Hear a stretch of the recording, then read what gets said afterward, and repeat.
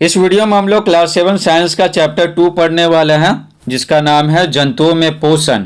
तो इस वीडियो में हम लोग A to Z question answer solve करेंगे जो इस चैप्टर में दिया हुआ है। चैप्टर 1 का वीडियो बना चुके हैं, प्लेलिस्ट से जाके देख सकते हैं। तो देखिए क्या क्या दिया हुआ है। यहाँ पर रहा अभ्यास, खाली स्थानों की पूर्ति कीजिए। उसके बाद है टिक द करेक्ट, उसके बाद सत्य असत्य, फिर मैचिंग, फिलिंग द ब्लैंक्स, और भी ढेर सारी चीज़ें दी हुई हैं। तो चलिए PDF से बताते हैं जो स्पेशल आपके लिए तैयार किए हैं। तो देखिए यहाँ पर जंतुओं में पोषण, तो खाली स्थानों की पूर्ति कीजिए।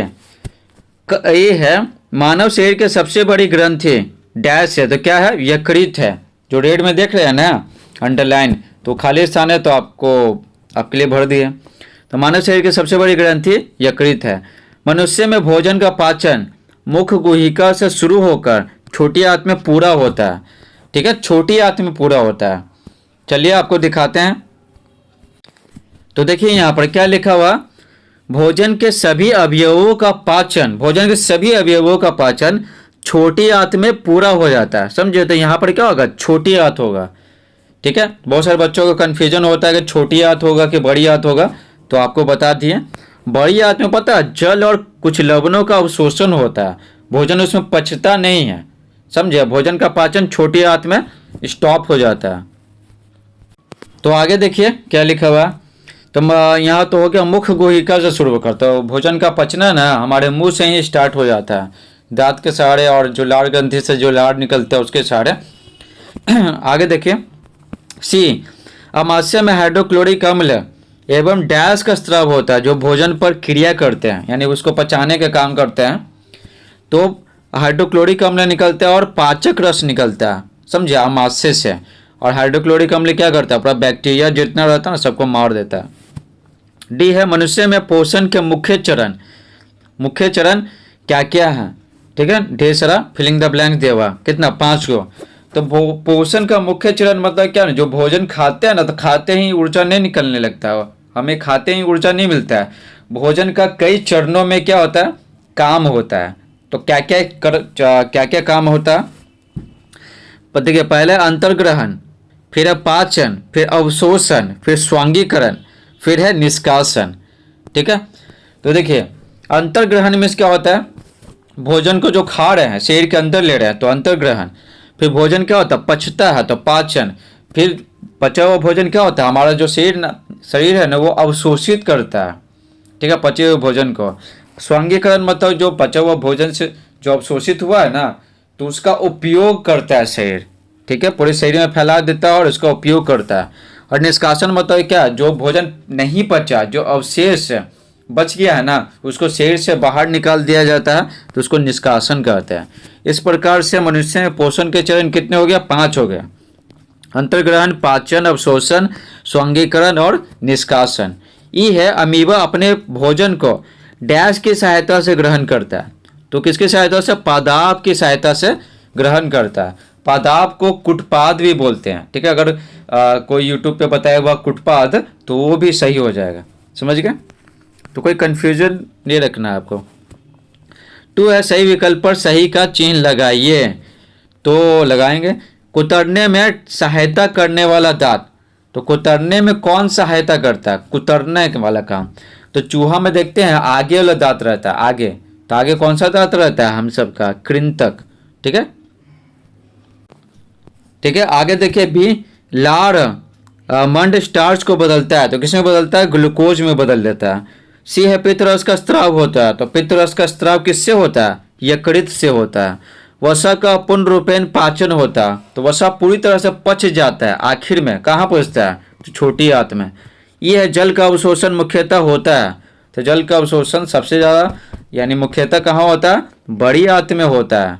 ठीक है, तो आंसर पता चल गया होगा। आगे देखिए 3, सत्य और असत्य कथनों को चिन्हित कीजिए। देखिए पहला, अमाशय में हाइड्रोक्लोरिक अम्ल का स्त्राव होता है, तो ये सही बात है। यही ना बैक्टीरिया को मारता है जो भोजन में रहता है, तो सत्य हो जाएगा। पित्तरस से प्रोटीन का पाचन होता है, तो नहीं। पित्तरस से पता है वसा का पाचन होता है, तो ये गलत है, असत्य है। प्रोटीन का पाचन मुख से ही आरंभ हो जाता है, तो नहीं। मुख से क्या, मुख यानी मुंह से आरंभ होता है। ये जो कार्बोहाइड्रेट रहता है ना, ग्लूकोज कहिए, कार्बोहाइड्रेट कीजिए कहिए, या फिर मंड कहिए, उसका पाचन होता है, ना कि प्रोटीन का। तो ये असत्य हो जाएगा। 4 है जुगाली करने वाले जो जीव हैं, जो जानवर हैं, निगले हुए घास को पुनः अपने मुख में लाकर धीरे धीरे चबाते हैं, यानी जिसको जुगाली करना कहते हैं। तो ये सत्य है। ठीक है, जैसे बकरी गाय भैंस में होता है।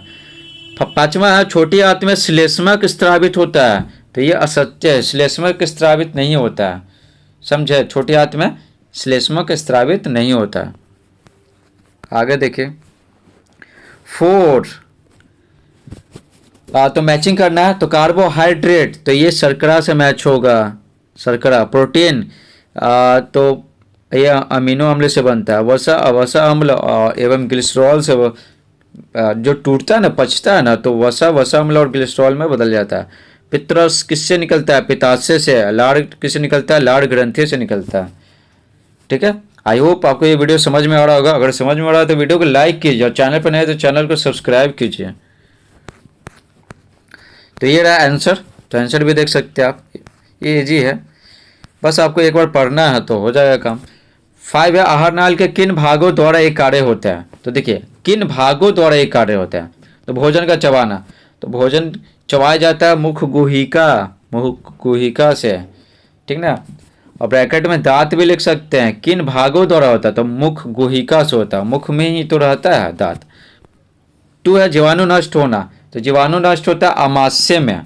ठीक है, आमाशय में, आमाशय से जो सेल निकलता है ना, हाइड्रोक्लोरिक अम्ल, वो जीवाणु को नष्ट कर देता है जो भोजन में मिला हुआ रहता है।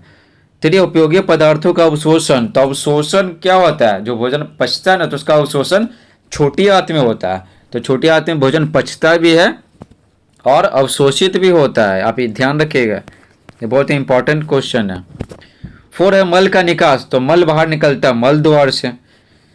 अब आगे देखते हैं 6, एक शब्द में उत्तर दीजिए।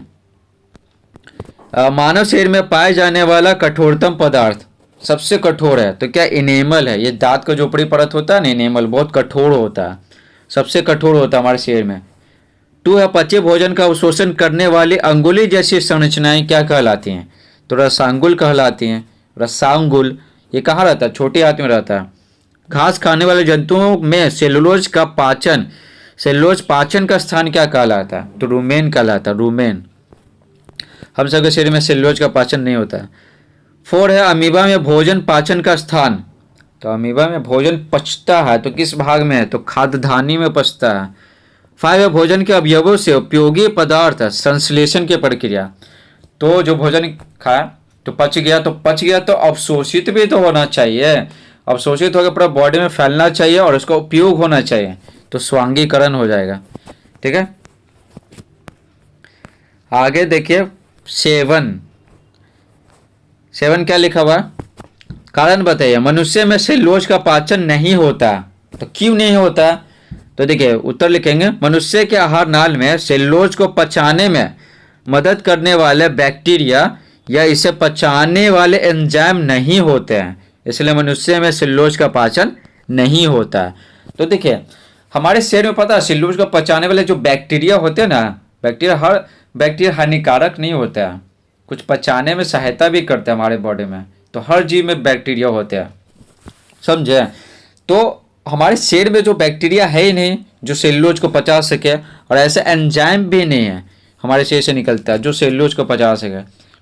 ठीक है, तो नहीं पचता है। ये काऊ बफेलो और ये सब गोट सीप ये सब में पचता है। ये देखिए अमीबा के खाद्यधानी में भोजन का पाचन होता है। तो अमीबा के खाद्यधानी में भोजन का पाचन क्यों होता है, कारण न बताना है। तो देखिए उत्तर लिखेंगे, अमीबा के खाद्यधानी में भोजन का पाचन होता है क्योंकि इसमें ही पाचक रसों का स्त्राव होता है। स्त्राव होता है यानी निकलता है। पाचक रस यानी क्या? पचाने वाले जो एंजाइम होते हैं ना, तरल पदार्थ, उसी को पाचक रस कहते हैं। तो क्या हो गया आंसर? अमीबा के खाद्यधानी में भोजन का पाचन होता है क्योंकि इसमें ही पाचक रसों का स्त्राव होता है जो खाद्य पदार्थों पर क्रिया कर उन्हें सरल पदार्थों में बदल देते हैं। ठीक है, खाद्य पदार्थ में क्रिया करेंगे, सरल पदार्थ में बदल देंगे। ठीक है, सरल यानी सिंपल, कहने का मतलब है कि ये पचाने का काम कर रहे हैं। सी देखिए, वायु नली तथा भोजन नली का संबंध ग्रसनी से है, फिर भी भोजन वायु नली में नहीं जाता है। तो देखिए ये वायु नली पता है ये फेफड़ा में चला जाता है, ऐसे रहता है ना ऐसे, और यहाँ दो फेफड़ा रहता है तो फेफड़ा में चले जाता है, ठीक है। और इसके बगल में पता है, बगल में एक और नली रहता है, ये चला जाता है क्या, आमाशय में। तो ऐसे बना दिए, ठीक है, वायु नली और इसके बगल में भोजन नली, ये बोला जा रहा। तो क्या बोला जा रहा, तो फिर भी भोजन वायु नली में क्यों नहीं जाता है? तो देखिए सिंपल सा बात है कि जैसे ये बना दिए भोजन नली, ये बना दिए वायु नली, तो वायु नली पता है ये दोनों साथ में, ठीक है। अब यहाँ पर पता है ब्लॉकेज हो जाता है, ब्लॉक हो जाता है, जो वायु नली रहता है ना वो ब्लॉक हो जाता है जब भोजन हम सब करते हैं या खाते हैं, और बस चला जाता है भोजन कहाँ, भोजन नली से होते हुए आमाशय में। तो उत्तर लिखेंगे वायु नली के ऊपर एक मांसल संरचना रहती है, वायु नली है ना, तो यहाँ पर एक मांसल संरचना रहता है मांस का बना हुआ, जिसको एपिग्लोटिस कहते हैं। तो एपिग्लोटिस होती है जो वॉल्व का काम करता है, वॉल्व यानी खुलेगा बंद होगा, वॉल्व यानी इसको समझ सकते हैं ढक्कन। जब हम भोजन ग्रहण करते हैं तो यह वायु नली को ढक लेती है तथा भोजन वायु नली में नहीं जाता है। जब ढक लिया फिर सांस लेंगे तो फिर वो खुल जाता है, और फिर सांस लेते हैं तो वायु नली के द्वारा छोटी हाथ बोल रहा है, वायु नली के द्वारा कहाँ, फेफड़ा में चले जाता है। 8 है, छोटी आंत में किन ग्रंथियों के स्राव आते हैं, पाचन में उनकी क्या भूमिका है, ठीक है। छोटी आंत में किन ग्रंथियों के स्राव आते हैं, तो ये उत्तर लिखेंगे छोटी आंत में यकृत, अग्नाशय तथा स्वयं की दीवारों के स्राव आते हैं, ठीक है। उसकी दीवारों से क्या पाचक रस निकलता है, ठीक है, यकृत से, अग्नाशय से, और छोटी आंत का क्या, दीवार से।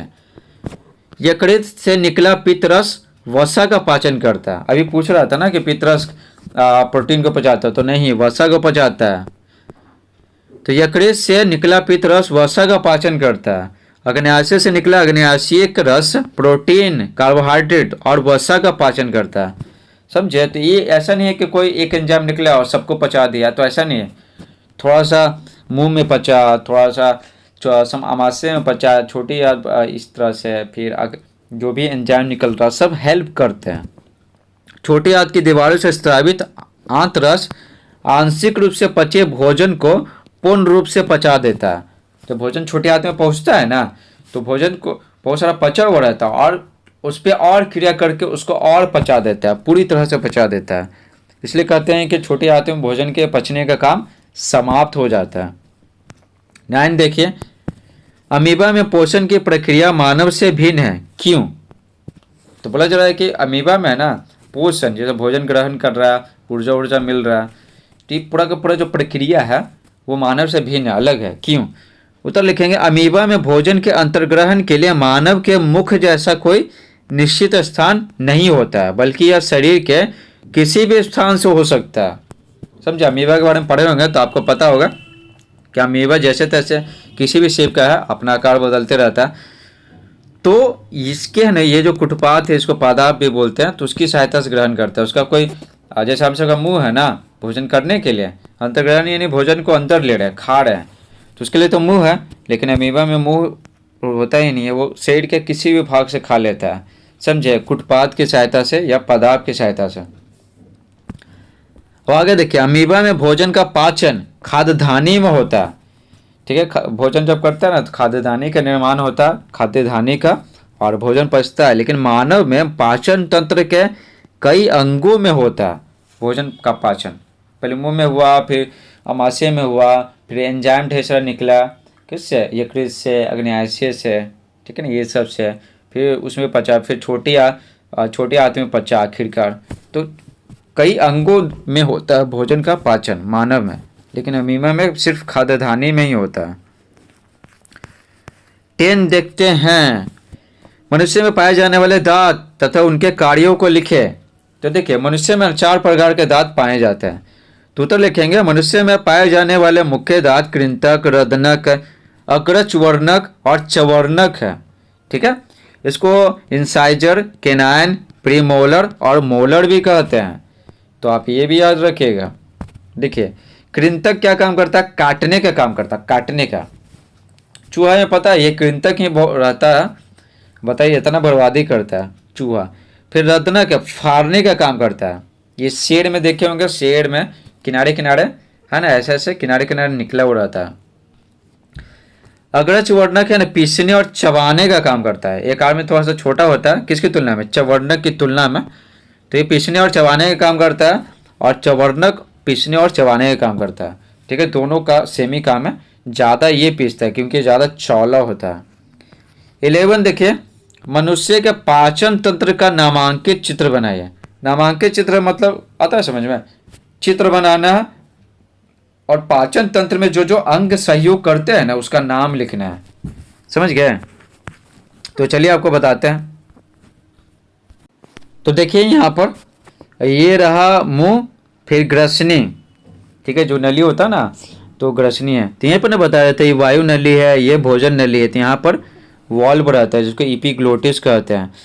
तो ग्रसनी हो गया, फिर बना दीजिएगा यहाँ से जुड़ा हुआ ग्रास नली, फिर आमाशय, फिर ये यकृत लिख दीजिएगा, ये छोटा वाला पित्ताशय लिख दीजिएगा, और ये वाला लिख दीजिए आग्नेयाशय लिख दीजिएगा। ठीक है, उसके बाद छोटी आंत आपको दिखाई दे रहा है और बड़ी आंत और मलाशय।